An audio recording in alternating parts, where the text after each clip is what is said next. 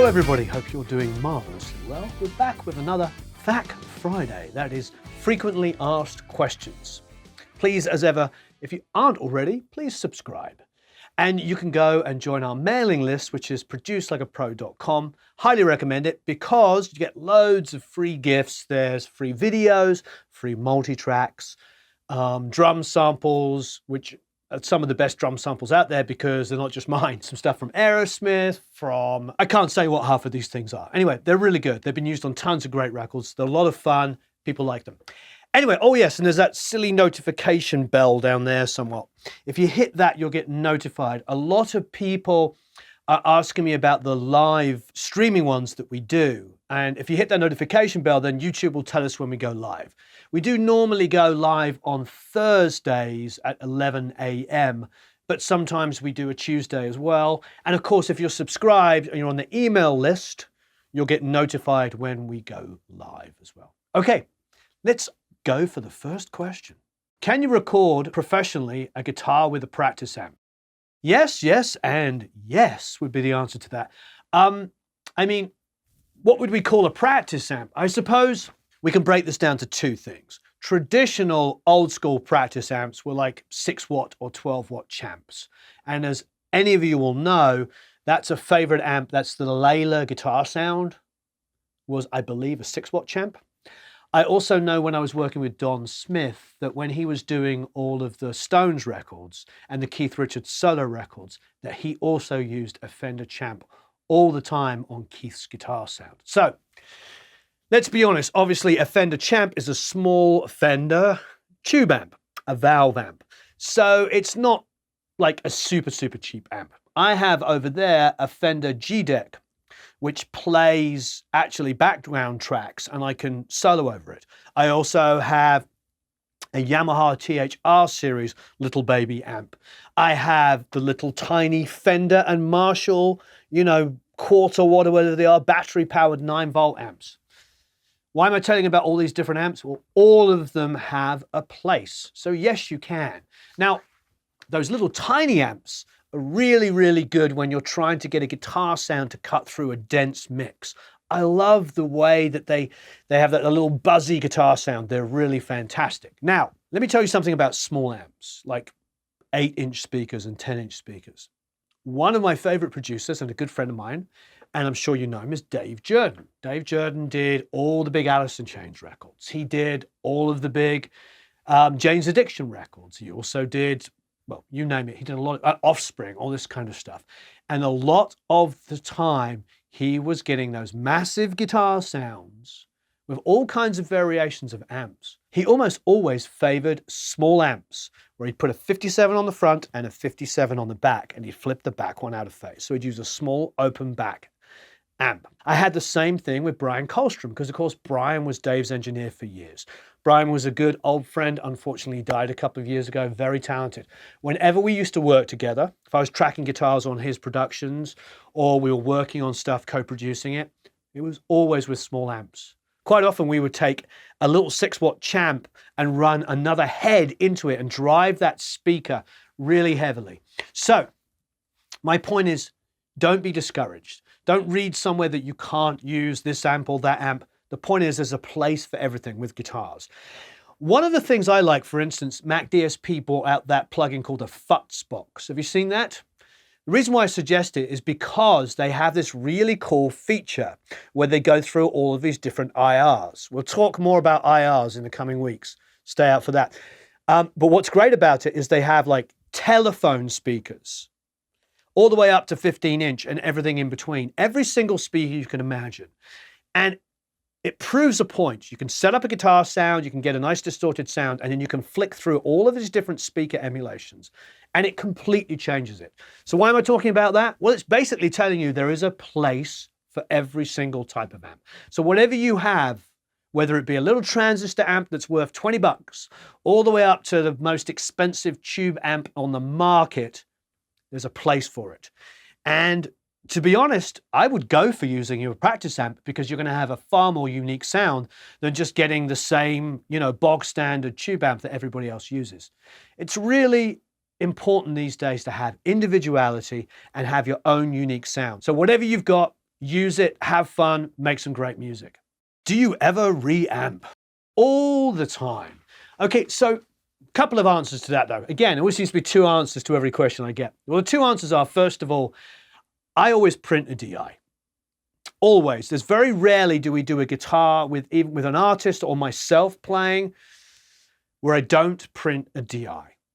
I like to print DIs for two reasons. Number one, you can reamp.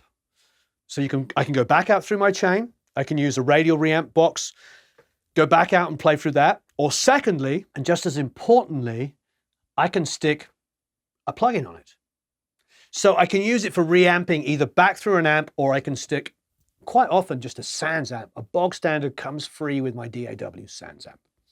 Or you can use bias, or you can use amplitude, you can use all kinds of wonderful different effects. However, just so you know, another reason why I like to print the DI is if you've got super, super heavy guitars and it's a big blob of grunge, you like that emulation? You've got this massive grungy guitar sound. It's really, really difficult to find where the strums are. But if you print DI, it's a lot easier. You'll see the transient. You can scroll through it slowly. You can find the transient and nudge it just back if it's a little bit late or a little bit early. Makes editing so much easier. What is for you the best technological improvement in music production in the last 10 years? Wow, in the last 10 years? It's a big question. You can tell I don't rehearse these answers, can't you? In the last 10 years? Well, I think, honestly, you know what? It's interfaces. Interfaces, that's the answer. Because when I first started doing stuff at home outside of big studios or even my bigger studio, I had a Digi 001. Remember those? And that was like this white, I think it was green. And I did make records on it. I did vocals on it, guitar overdubs, tambourines. I remember doing some acoustics on a song that eventually became a hit in the early 2000s. However, the difference between my Digi 001 interface and even the early M boxes and where we're at now is massive. It is massive. The cheapest, within reason, interface out there sounds, I don't know, at least twice as good as one from 10 or 15 years ago. Interfaces now have moved massively. So if you watch our one mic series, you'll see me taking one mic and sing through it, track some bass, acoustic, one mic on a drum kit, usually over the shoulder, over the floor tom. I'm using an ID4 for that. The Audient is really, really inexpensive, and we're doing it all with one mic. When we mix in the box, we monitor with, you guessed it, an ID4. The point is like, that's where we've come to. We've come to an inexpensive interface like that, having good enough mic pre's to make a record with, a good enough digital to analog converter to basically sound as good as anything I was doing on more expensive systems 10 or 15 years ago. I feel like now those inexpensive interfaces sound as good as my HD did about 15 years ago when it was new. So that, I believe, is the biggest advancement. I think the ability to edit, to slip things around, to grid them, to use MIDI, whatever. All of that stuff has been pretty darn good for at least 20 years now. But the interfaces have gone through the roof. Even the cheapest of the cheap sound really, really good. So there is no real reason now not to be able to make really good records with home-based equipment. What is the white box on top of the Marshall amp head to the right of the screen over Warren's head? That is the Yamaha THR-100H, I believe, for head. There's actually a video I did with it. We can post a link somewhere around about here or underneath, up there, who knows. We'll post a link. And it's a pretty phenomenal amp because you can try all kinds of different amp sounds. You've got EQs, you've got ways of storing stuff, you've got reverbs, different emulations. It's pretty darn amazing. You can use it either through a cab, like I do quite often with a mic on it, or you can run directly out, balance line into a mic pre and get a tone that way, get an amazing sound. So we use it quite a lot. There's a video of me using it, demonstrating it. It's a little buzzy, not because of the amp, but because we had like 4 lights around it and single coil pickups. But it's a really, really good amp. Very affordable, very, very easy to use. And it comes with a foot switch where you can program in all the sounds. So for live, phenomenal tool. Thanks for asking. Nobody's ever asked that question before. What is the one piece of analog gear under $1,000 you'd recommend for someone looking to go a little outside of the box? I love like not being prepared and just being handed these questions. This is really good. For under $1,000. See, it's tough because the first thing that springs to mind is microphones. It really does, because $1,000 is actually quite a lot of money in anybody's world. And in the world of microphones is a lot of really good mics. As you've noticed recently, we did the 540, we did the Delphos. We did a lot of microphones that I'm really, really impressed with. I think the Roswell Delphos is an amazing mic. I think the Lewitt 540 Sub-Zero is an amazing mic. Both of those videos, which I'm sure could be floating around down here, were both the one mic videos we were talking about. We recorded a full song, start to finish, using just that mic. This is a question that's difficult to answer without knowing an individual case. Like, what do you already have and what do you need? If you don't yet have like a mid-price, high-quality condenser, that's what I'd recommend. There's a lot of good microphones, $300 and below. There's a lot in that fighting for that $300 price range, but the $500 to $1,000, there's 2 or 3 microphones that stand head and shoulders above all the rest. So, and we're going to try out some more soon, some great mics soon. But I would say it's probably microphones, but it depends on what you've got. Because if it's not microphones in an analog world, it might be other pieces of equipment. It might be, are you a musician? I mean, $1,000 will buy you a used Ludwig drum kit. And I feel like if you're a producer and an engineer and you've got a small room that you could turn into a drum room, buy a drum kit. Because learn how to record drums, have a drum room, even if it's in your garage, and then have it set up, have it tuned, get it sounding absolutely amazing, and you'll save yourself on a fortune of going to different studios. You'll have your own drum room at your place. One of our Academy members, Jeff McDonald, built an amazing drum room at his house in Canada where he lives.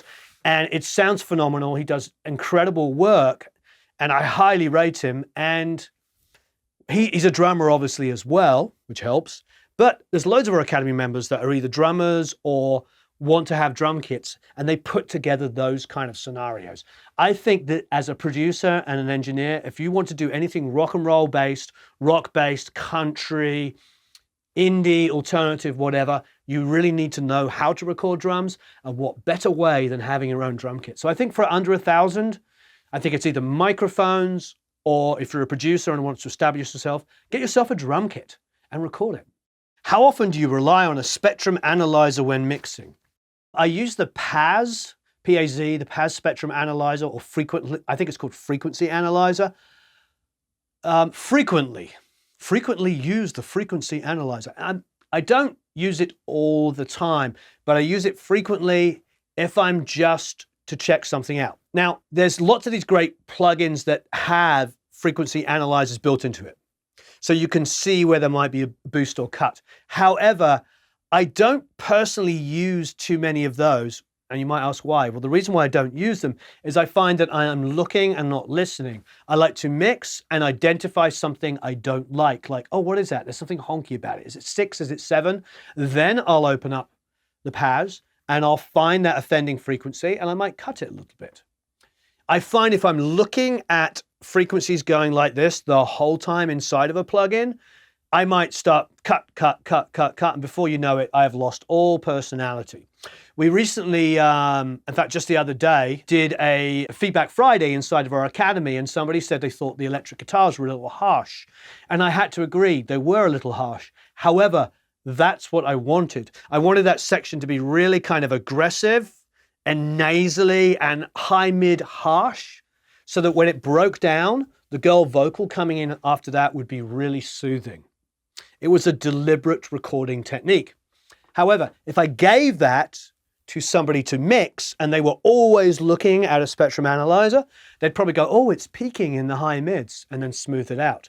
And before you know it, you've got a really safe, really boring mix.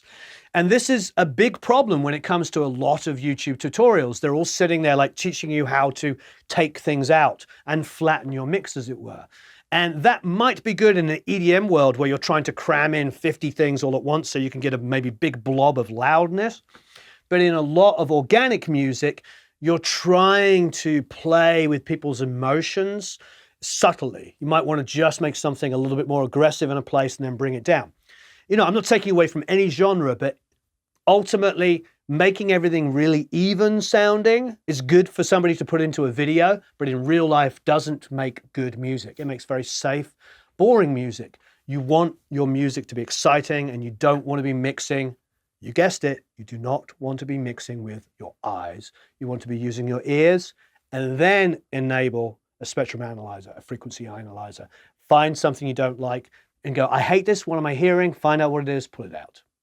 And to be honest, after a while, I guarantee if you're mixing and producing on a regular basis, you won't need one. You'll know when 700 is too loud. You'll just go, 700, pull it out.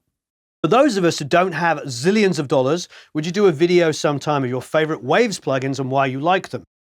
That was a good question. Yes, I mean, those that follow me know that there's like 2 or 3 go-to plugins by a lot of different manufacturers I use. Just to put Waves aside for a second, I love Mac DSP plugins a lot. I love how intuitive and musical they are. If I want to brighten something, I feel like when I use Mac DSP plugins, I just want to brighten something and I add some air and I can just add some low end, I can cut some mid-range. I think Colin McDowell is an amazing talent and makes beautiful sounding plugins. I think Stephen Slate makes great plugins as well for similar kind of ideas. I can pull up an organic sounding, analog sounding, I should say, plugin and intuitively make it feel more of what I want. However, with Waves, there's a couple of great plugins. And I will do videos on them specifically, but the R bass is magical. The R bass, put it on toms, boom, or the low end. Put it on, sometimes I've seen people put it on kick drums, amazing on the low end. Put it on bass guitar, impeccable, because it defaults to 80 Hertz, which is beautiful to round up on a bass guitar. Wonderful. I actually think one of the best plugins on the market, inarguably one of the best plugins on the market, is the MV2. The MV2 has changed so many things that I do when I mix. You see it when I mix bass and stuff like that. Now I can bring up the low-level stuff and then squash the high-level stuff. And when you've got a bass guitar, which is very uneven, because a lot of players are uneven. I'm relatively uneven. I'm not the greatest bass player. I'm definitely not Sean Hurley. I'm not somebody that beautiful and even. So, John Button. You know, I'm not one of those guys, Dan Rothschild, that just has an amazing smooth playing technique. I'm still just, you know, a guy who plays bass, not a great bass player. So with me, the MV2 allows those high notes that maybe I'm overhitting, therefore choking a little bit and not getting the low end out. Or same thing down on a low F, maybe I hit it too hard and it chokes out. It allows that low level stuff to come up and the high level stuff to squash in. And it is genius on the end of a bass sub. Absolutely amazing. Evens out my bass mixing so much, especially when we're in a world now where we're competing against a lot of electronic stuff and a lot of emulations. And most importantly, most people have the ability now to just play a sampled bass and it is recorded perfectly even. And when you're playing a live bass, that evenness disappears. The MV2 is a godsend. I'm sure there'll be a link to it down here. R-Bass and MV2 are probably my 2 biggest go-to plugins from Waves. And of course I use the API all the time from them. But anyway, those are my 2 faves. Thank you ever so much for those wonderful questions. Please, as ever, why don't you tell me your favorite plugins? Why don't you tell me give me opinions on all of the different stuff we've talked about. This is an amazing community. Everybody here helps each other. I love the sharing of ideas that we do. So thank you ever so much for being so wonderful. I hope you checked out all those books we were talking about last week. The Phil Ramone book in particular is one of my personal favorites. And have a marvelous time recording and mixing, and I'll see you all again very soon.